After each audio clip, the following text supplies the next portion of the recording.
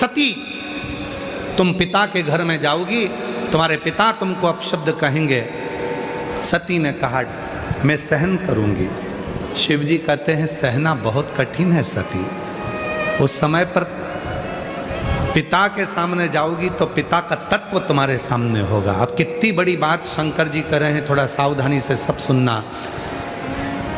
अपने पिता के सामने जाओगी तो पिता का तत्व तुम्हारे पास में होगा। जब अदालत में बात चलती है तलाक की, अदालत में जब बात चलती है तलाक की, अगर लड़का और लड़की को दोनों को अकेले में बिठाया जाए ना तो गारंटी है तलाक हो ही नहीं सकता।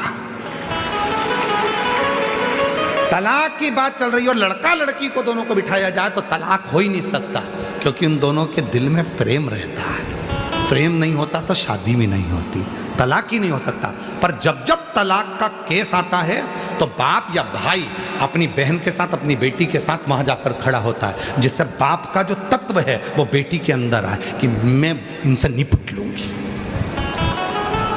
तत्व आता है भीतर, मेरा भाई मेरे साथ में खड़ा है तो मैं निपट लूं।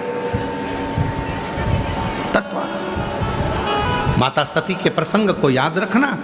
शिव जी कह रहे हैं सती, जब तू अपने पिता के सामने जाएगी तो तू सहनशील नहीं रह पाएगी, क्योंकि तेरे पिता का क्योंकि तेरे पिता को मैंने देखा है, भरी सभा में मेरा अपमान कर दिया था और कह दिया था तू शमशान में निवास करेगा।